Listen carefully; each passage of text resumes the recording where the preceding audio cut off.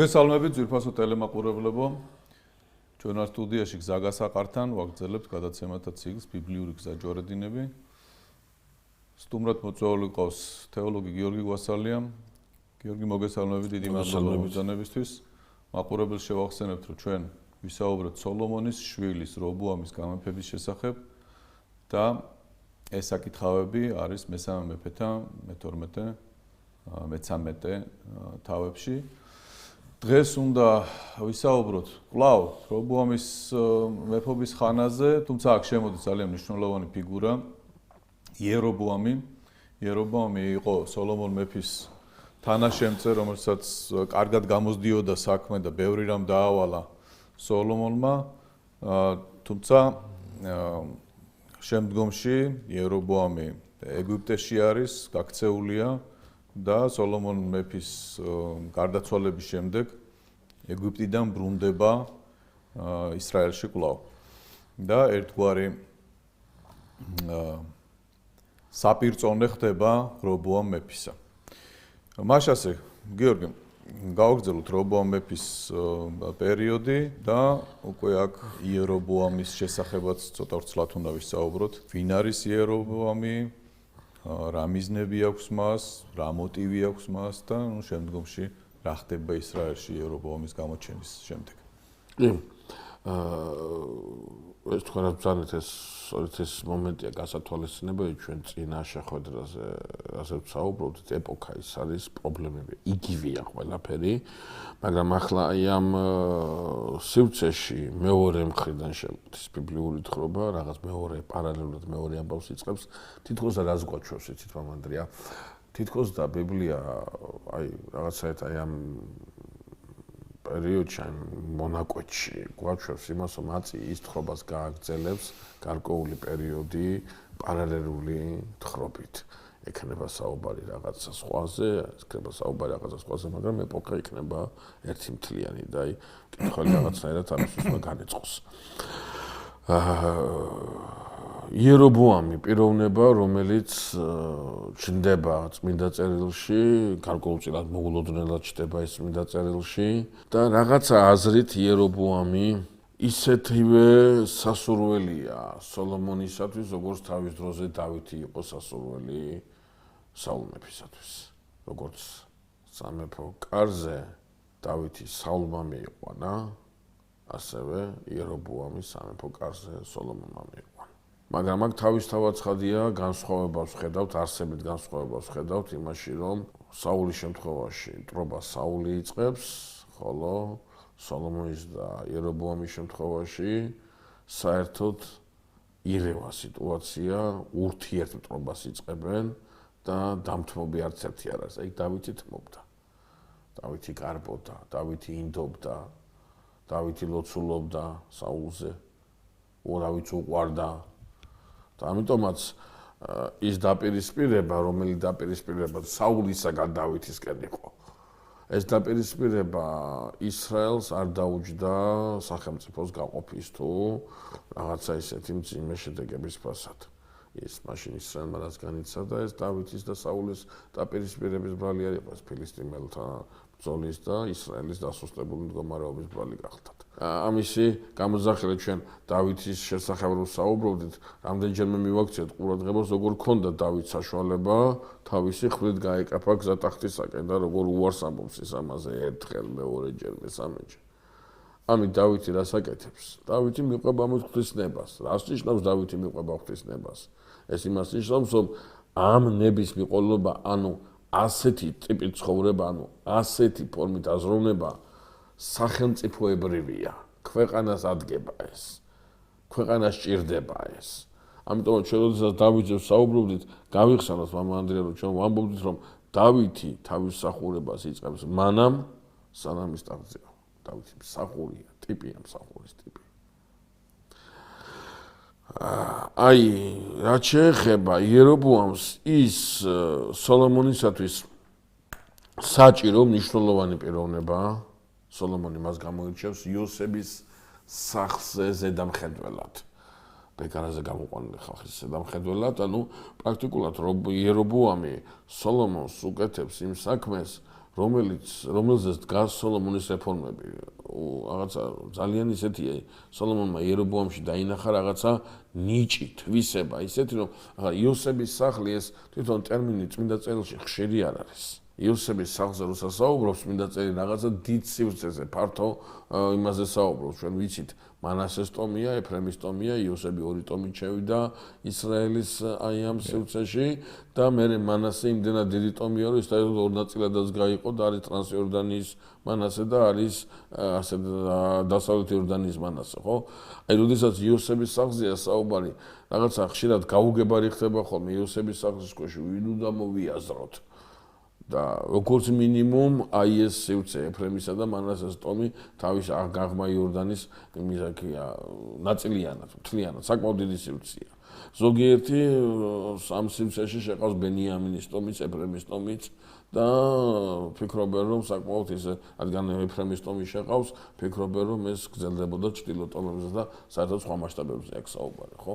ანუ ჩვენ საუბრობთ იმასთან დაკავშირებით, რომ ეს იერობოამი სოლომონისათვის ძალიან მნიშვნელოვანი პიროვნებაა და ძალიან საპასუხისმგებლო საქმეზე არის ის გადაგებული. მაგრამ წმინდა წერილის თხრობისას შემოდის რაღაცა დეტალი, რომელიც აი ამ სოლომონ იერობოამისებულ ჰარმონიას მთლიანად არღვევს და თხრობა სხვა კალაპოტში გადაყავს. ეს გახლავთ თქვენს მიერ უკვე ხსენებული ახია წინასწარმეტყველი, რომელიც მოულოდნელად დაუხვდება გზაზე იერობოამს. აი, მოდი სცენა ვნახოთ ერთი წუთით.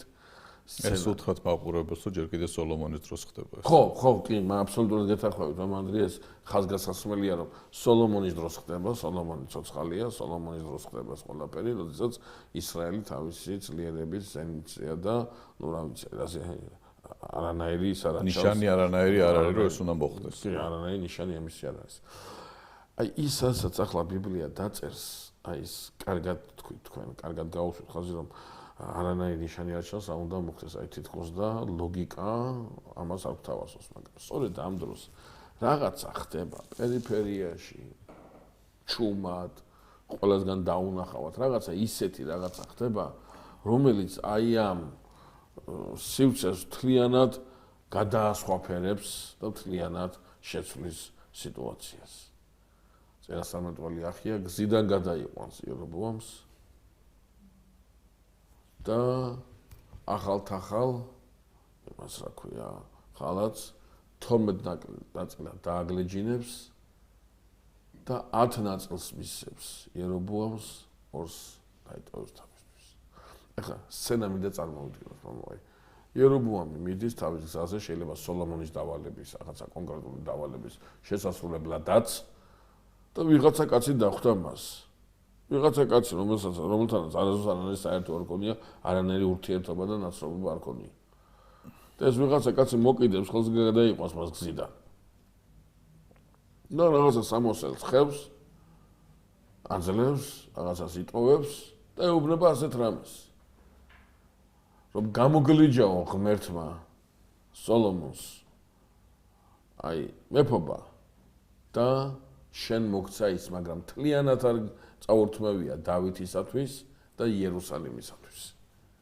არამედ დაუტოვა სამკვდრებელი აი იუდას ტომში. შენ მოგცაო მეფობა ისრაელზე ღმერთმა.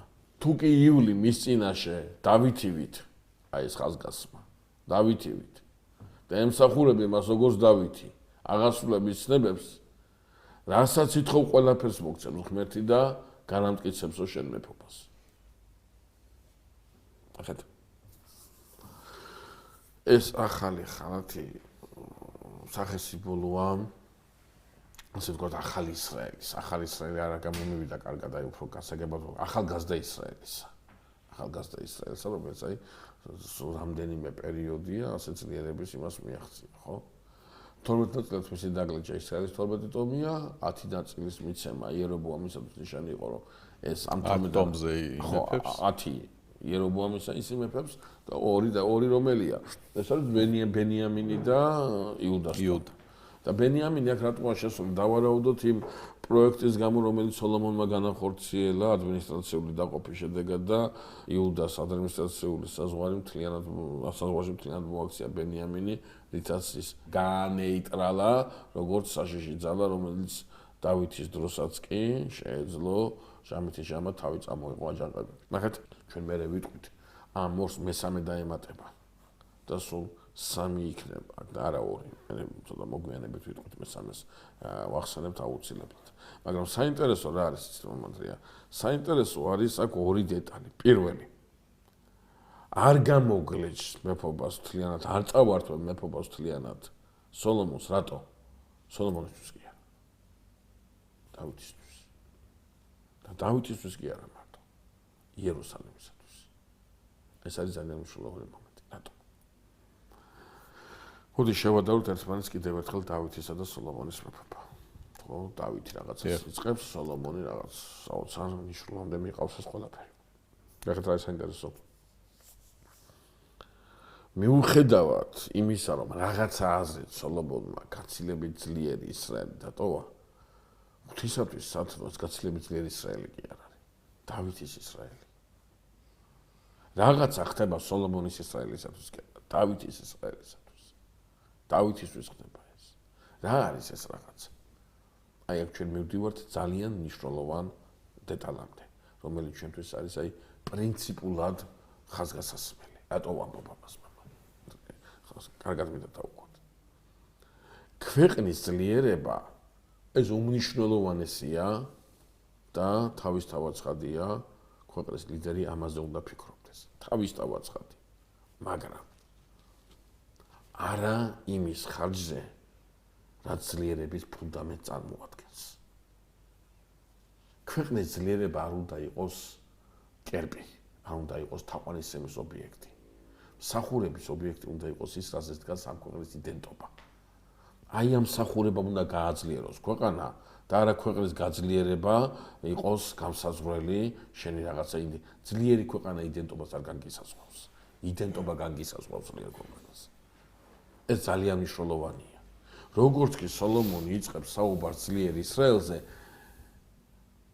ზეცამდე აყვანილ ისრაელზე, სოფლიოში ყველაზე ძლიერ რაღაცა პოლიტიკურ სუბიექტზე, ქრება რაღაცა ის, ამაც ისრაელი უნდა შეინარჩუნოს.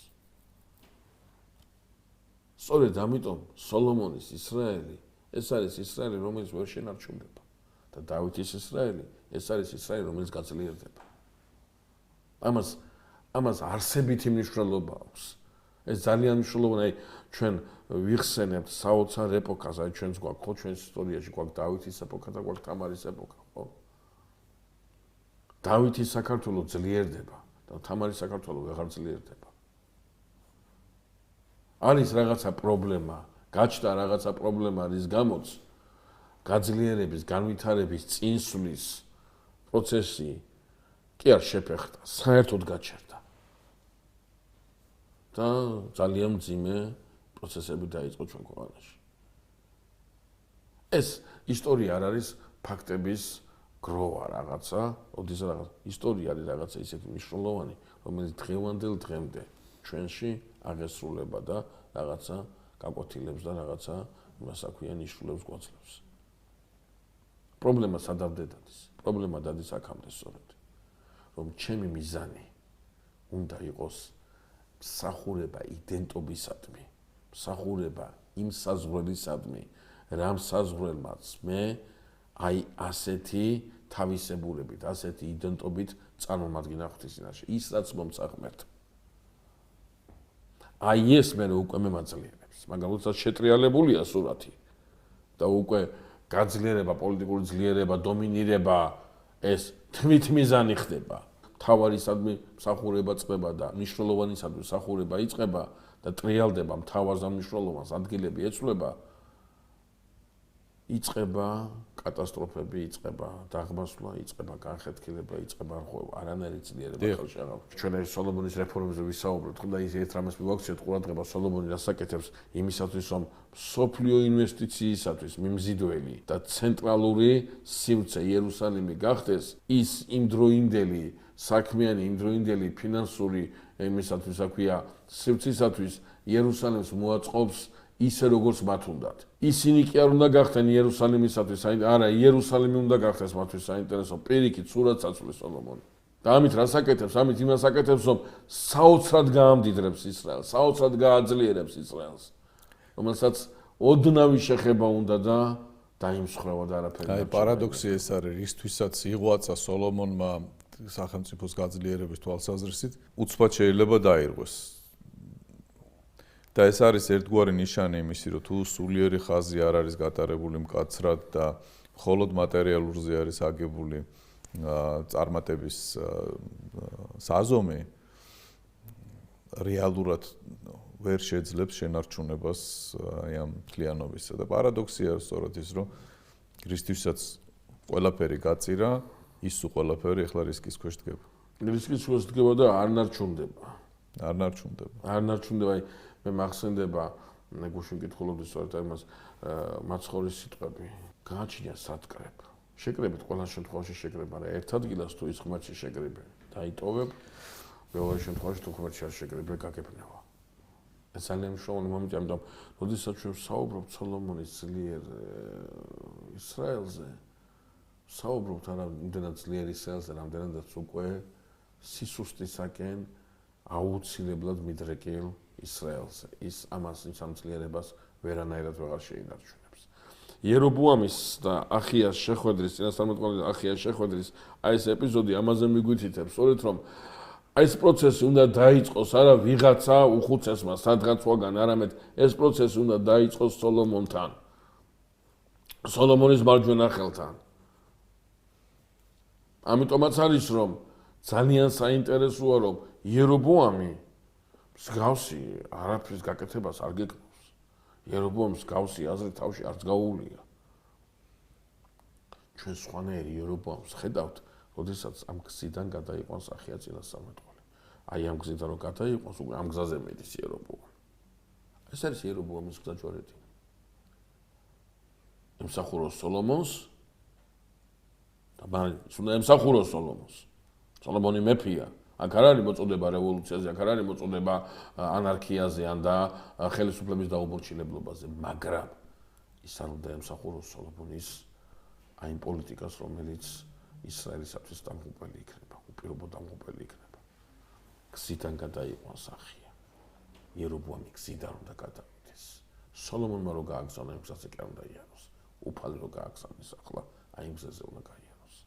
ამიტომ ეს მთელი სიმბოლიკა გზიდან გადაყვანისა, ახალი ხალათის დახევისა, ნაწილების გადაცემისა და ასე შემდგომ და შეგონებისა, რაც ნიშნავს ეს ყველაფერი, ამას ძალიან დიდი მნიშვნელობა აქვს შემდგომი თხრობისათვის, რომელსაც წმინდა წერილი გვთავაზობს. თუმცა იერობუამის გამოჩენა და მისი ფაქტორი ისრაელის ცხოვრებაში პოზიტიურად არ შეიძლება განიხილო. ყოფს სახელმწიფოს, კერპებს ქმნის და მიუხედავად ამისა, ესეთი შეუსაბამო რამე გვაქვს ახიას წინასწარმეტყველება და თითქოს ახიას წინასწარმეტყველება საღვთო განგებულების გაცხადება არის, რომელზეც იერობუამმა უნდა იაროს, თუმცა იერუსალიმისათვის ეს არის რაღაც ერთგვარი ინსტრუმენტი რისხვის. ხო და საქმეც ეს არის, მამანდრი, როდესაც ჩვენ იერობუამზე საუბრობთ, ჩვენ იერობუამის მეორე გზაჯვარედინზეც ვისაუბრებთ. ეს არის ერთი გზაჯვარედინი, სადაც იერობუამ გაუხვია იქ ის ადგილას უფალმა გაახვევინა მას, მაგრამ მას დახვდება მეორე გზაჯვარედინი, სადაც უკვე ის ძალიან ძიმე შეცდომას და შეცდომასაც არ ვიტყვი, გამოუსწორებელ დანაშაულს დაუშვებს. ძალიან ძიმე დანაშაულს ეწყობა. მაგრამ ახლა ჩვენ ყურადღება რას უნდა მივაქციოთ? ყურადღება იმას უნდა მივაქციოთ, რომ იერობუამი ამ გზიდან მობრუნებული სხვანაირია უკვე. იმენაირი აღარ არის, როგორიც იყო გუშინ და გუშინ წინ. მორჩილი და ის ხო. ამ შემთხვევაში იერობუამს შეიძლება შენახულიც კი აქვს ის 10 ნაჭერი, რომელიც მისცა მას ახია წინასწარმეტყველმა და ყოველდღიურად ეს 10 ნაგლეჯი, 10 ნაწილი სამოსლისა, მთლიანი სამოსლისა მას ახსენებს იმ მისიას, ამ მისიითაც ღმერთმა მისი წინასწარმეტყველის პირით აღჭურვა ის. ამიტომაც ჩვენ ვხედავთ უკვე იერობოამს სოლომონთან კონფლიქტში და სოლომონი უკვე თავისთავად ცხადი ამას არ მიიღებს, თავისთავად ცხადი ამას დაუპირისპირდება და იერობოამი იძულებულია გაიქცეს ეგვიპტეში და იქ შეაფაროს თავი, ეს პოლიტიკურ დევნილად იქცევა და მისი პოლიტიკური დევნილობა განსაკუთრებით ჩვენთვის საინტერესოა, იმით რომ ეგვიპტე ბედავს სოლომონის დროს სოლომონისაგან დევნილი და ძებნილი პოლიტიკური თავშესაფარის ქვეშ აიყვანოს. ეგვიპტე აგრძელებს ისრაელის მტრობას და ერთგვარი პლაცდარმი არის მის საწინააღმდეგოდ მომზადებული. და ნახეთ რა არის საინტერესო არის ის თხრობა, რომელსაც ჩვენ გარკვეულწილად წინა შეხვედრაზე წინა გადაცემაში შევეხეთ და ახლა უნდა გავაერთიანოთ ჩვენ ამ გადაცემაში, როდესაც სოლომონი გარდაიცვლება და სოლომონის ტახტზე მეფე რობოამი ავადა ჩვენ რობოამის შესახებ და იმ კრიზისის შესახებ ვისაუბრეთ, რაც მაშინ ისრაელში არსებობდა. მეფე რობოამს მოთხოვენ შეუმსუბუქონ გადასახადები, რომელიც მამამისმა სოლომონმა დაუწესა ისრაელიანებს და რითაც ძალიან დაამძიმა მათი ყოფა და ჩვენ წინა გადაცემაში ვისაუბრეთ სოლომონის ძე, ახალი მეფე ისრაელსა რობოამი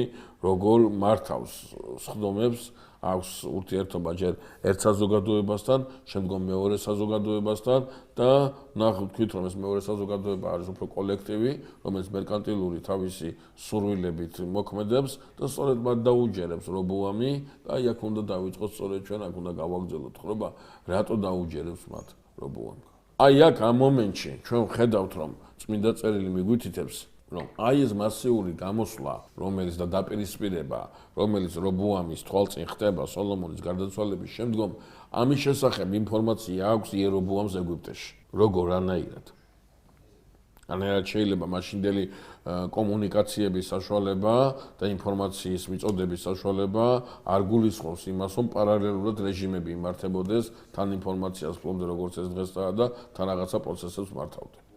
თანაც დრო უნდა სოლომონის გარდაცვალების შესახებ ამბავი უნდა ჩავიდეს იერობოამთან, ხო, ეგვიპტეში. წმინდა წერილში ეს სურათია ასეთი, რომ აქ დაიწყება თუ არა აი ეს დაპირისპირება, იერობოამს უკვე აქვს გარკვეული ინფორმაცია და ის ჩამოდის კიდევაც და უკვე სათავეში უდგება აი ამ მოძრაობას, მისი ხელმძღვანელობით ხდება ის არეულობა, ის პროცესები, რომელიც ისრაელს საბოლოოდ გაყოფამდე მიიყვანს. ანუ ჩვენ ყველა საშუალება გვაქვს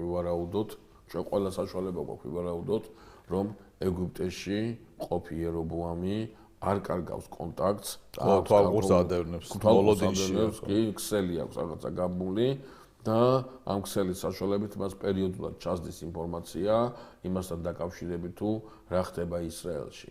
შესაბამისად ეგვიპტეც, რომელსაც ყველანაირი პირობა აქვს შექმნილი იერობოამისათვის, იმისათვის, რომ მან შეძლოს თავისი მიზნების განხორციელება, დაინტერესებულია აი იმ მოძრაობაში, აი იმ მასაკვე სულისკვეთებაში, რითაც იერობოამი იყო ანთებული და რის გამოც ის იძულებული გახდა პოლიტიკურ დევნილად ჩაბარებოდა ეგვიპტეს. ჩვენ კიდე ყურადღებას ვაქცევთ იმას, რომ ჩასული იერობოამი და იერობოამისაგან მართული აი ეს პროცესის, აი ეს საპროტესტო პროცესი არის ძალიან კარგად გათვლილი და არის ძალიან კარგად დაგეგმილი.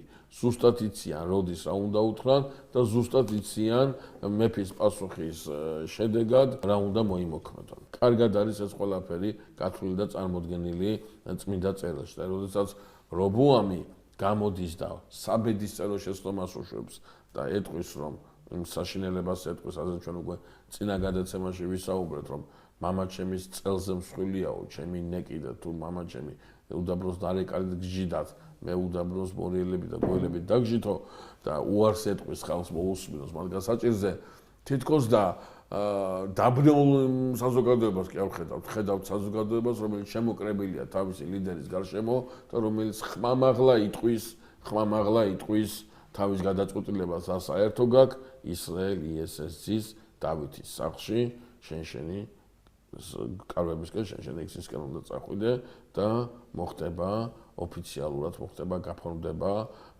დაუმორჩილებლობის ყოლობაზე წაერთმევა სოლომონის ძეს ჩრდილო ნაწილი, ისრაელის სამეფოს ჩრდილო ნაწილი, ის მხოლოდ იუდას ტომზე და ადმინისტრაციულად გადაწეულ ბენიამინის ტომზე დარჩება მეფე.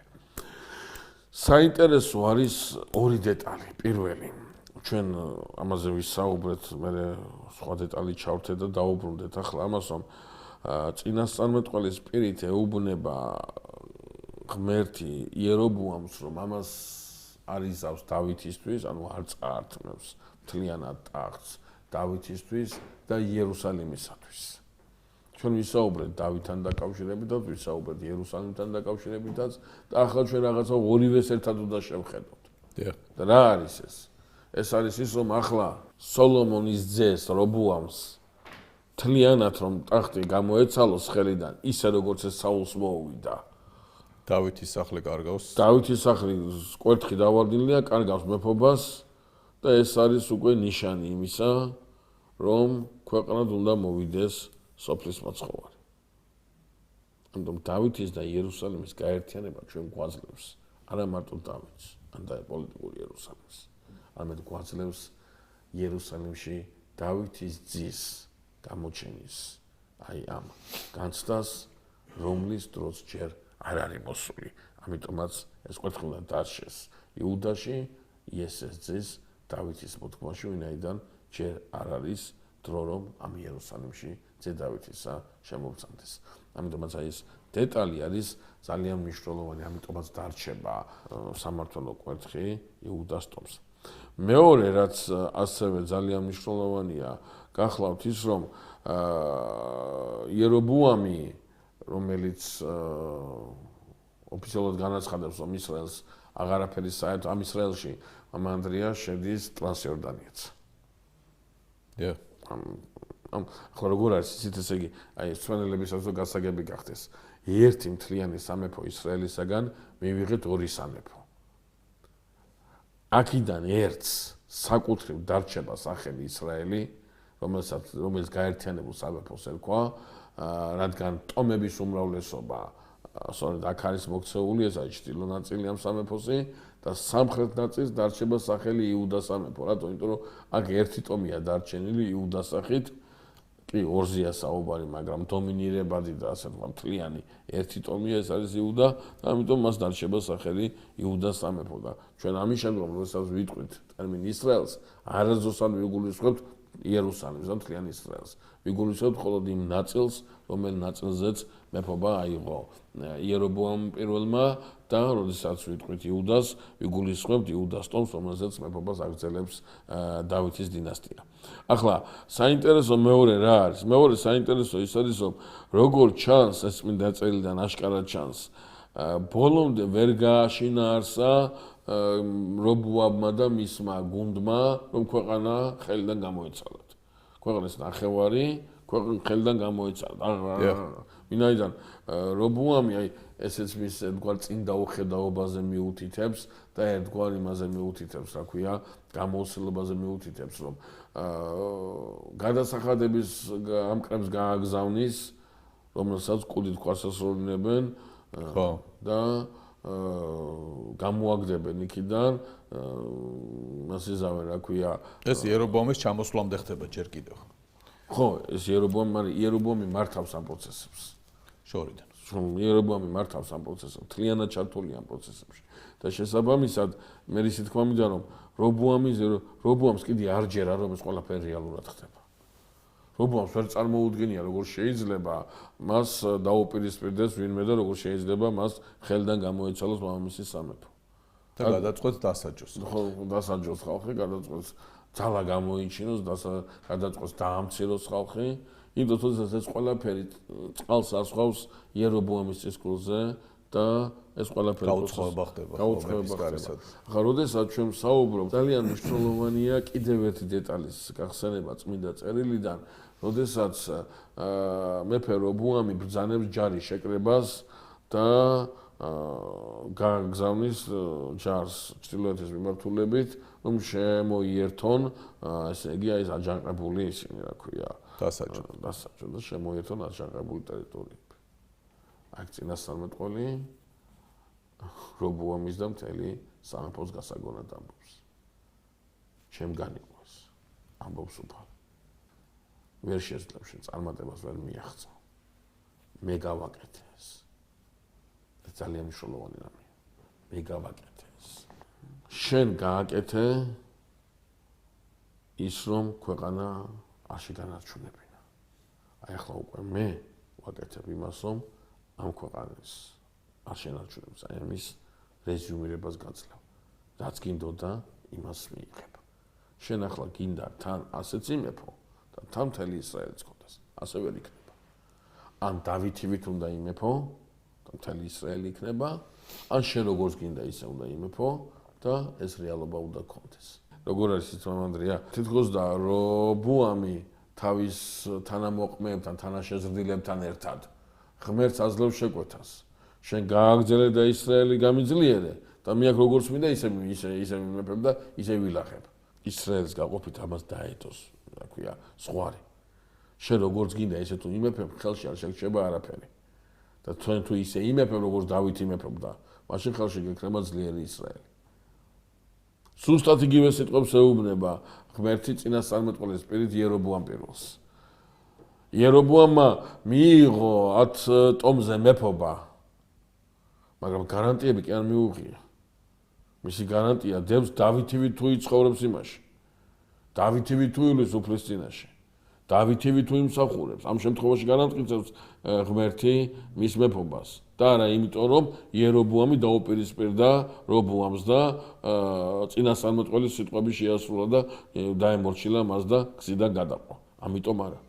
ხო, ეს გარანტია ხო არ არის, ხო 8 წლია საჭირო, შრომა საჭირო და პირადი გადაწყვეტილებები, გასაგები არის. ხო, საქმეც ეს არის, რომ ჩვენ ხშირად უშვებს შესაძლოა თვითონ მდგომარეობა რაღაცის გარანტიებს მაძლევს. არაფრის გარანტიებს არ მაძლევს. პირიქით მდგომარეობა ითხოვს შენგან მსახურებას და პირად გადაწყვეტილებებს. ამაშია საქმე.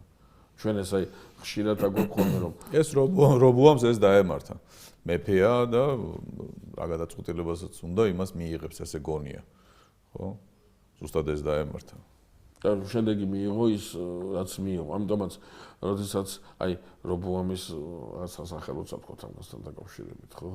რობოამის სასახელოდ უნდა ითქვას, რომ რობოამი მოხსნის აი ამ ლაშქრობას და ამაოს სისხლის ზღვრას არ გააჩაღებს. ხო, წინასწარმეტყველის მოусმენს ამას და ამას აქვია სისხლის ზღვრას არ გააჩაღებს ეს მის ხო, შენ ძმებზეო, ნუ იწალადებო. კი და ამას ასე თქვა მოუს.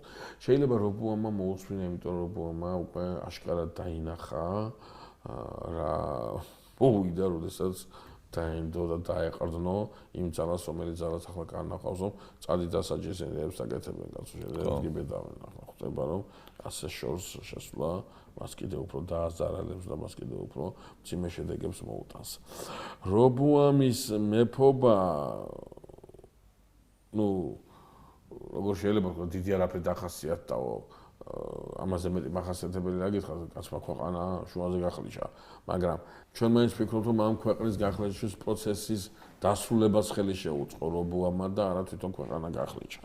მაგრამ აქ ძალიან საინტერესო გახლავთ მამანდრია ის დეტალი, რომ რობოამი გახლავთ პიროვნება, რომელმაც რაღაცნაირად გამოხატა ის სიმძიმე ის მანკიერება, რომელიც აი როგორც წინა გადაცემაში ამას ვამბობდით, მონარქიულ სისტემას შეიძლება თან ახლდეს. მაგრამ მარტო რობოამმა ჩვენ მე შემდეგ გადაცემაში შემდეგ შეხვედრაში ვნახავთ მამანდრია, რომ იერობოამიც იგივეს გააკეთებს.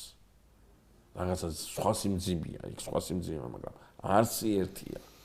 იწყება აბსოლუტური მონარქიისაკენ ისრაელიან თალტოლვა, როგორც სამხრეთში, ისე ჩრდილოეთში. ახლა კიდე ერთი დეტალი, რომელიც ჩვენმა მსმენელმა უნდა გაითვალისწინოს, გახლავთ შემდეგი.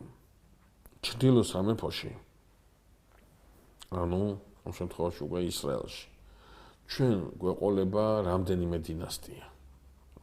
ერთი განცნობითი დინასტია ვერ იქნება, იქნება დინასტიური გადატრიალებები და რამდენიმე დინასტია იმეფებს, სამეფო დინასტია იმეფებს ისრაელში, მაგრამ იუდაში გვაქვს ერთი ძირითადი ხაზი, გვაქვს ერთი დინასტია, დავითის გვარი, რომელიც არ ჩამოვა ტახტიდან, მანამ სანამ ეს არ უნდა მოხდეს, რომლის შედეგად რაც ნიშანი იქნება იმისა, რომ მოახლოებულია ჟამი მესიის მოსვლის, რადგან დავითის ტახტიდან წასულია სამმართველო ის როგორც ეს იაკობ მამამთავარმა უწინასწარმეტყველა თავის მეოთხე ძეს იუდა მამამთავარს.